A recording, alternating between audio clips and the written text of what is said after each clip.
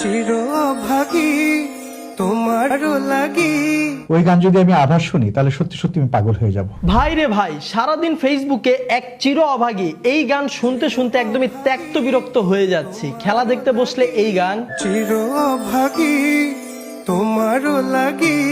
রাজনৈতিক ভিডিওতেও একই গান, চির অভাগী স্পাইডারম্যান মুভি দেখবো ভাবলাম সেইখানেও। মরার আগে হয়েছে মরণ।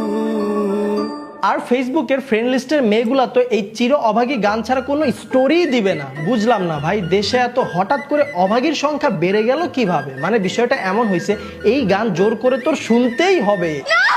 নাও শোনো। চির অভাগী তোমারও লাগি। আমি মনে হয় একমাত্র বান্দা যে ফেসবুকে প্রথম এই গানটা শুনছি। দেখা হয় নাই চক্ষু মিলিয়া। চির অভাগী পরে সম্পূর্ণ গানটি শোনার জন্য আমি ইউটিউবে গিয়ে সার্চ করলাম চির অভাগী গান। এইটা কি বললেন? তখন আমি জানতে পারলাম এই গানটির নাম হচ্ছে পাতার বাঁশরি। না, গানটা ভালো, ডিপলি ফিল করার মতো। মরার আগে হয়েছে মরণ। পরে খোঁজ পেলাম এই গানের মিউজিক নাকি হালকা কপি মেরে দেওয়া হয়েছে আমাদের শাকিব খানের সিনেমা থেকে, তাও শাকিব খানের লিপস্টিক আমলের সিনেমা থেকে। Same same but different.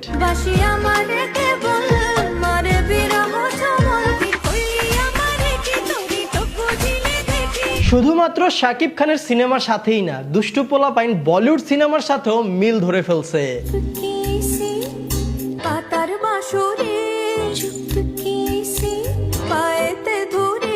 অনেকে তো আবার তেলেগু সিনেমার সাথেও এই গানের মিল টাইনা নিয়ে আসছে। চির অভাগী তোমারও লাগি। যাই হোক, একটু মিলমিশ থাকতেই পারে, কপি বলা যাবে না, ইন্সপায়ার্ড। তবে যত যাই হোক, এখন যেহেতু এই গানটা সবার মুখে মুখে, তবে চির অভাগীর কথা তো জানি না, কিন্তু বাস্তব জীবনে এখন চির অভাগা হচ্ছে আমাদের Prince Mamun. I love my wife. I love you.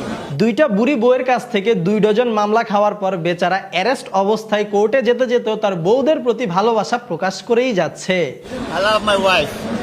I love you. তা এখন আপনার কি অবস্থা? আপনি কি অভাগী না অভাগা? কমেন্ট বক্সে আমাদেরকে জানান।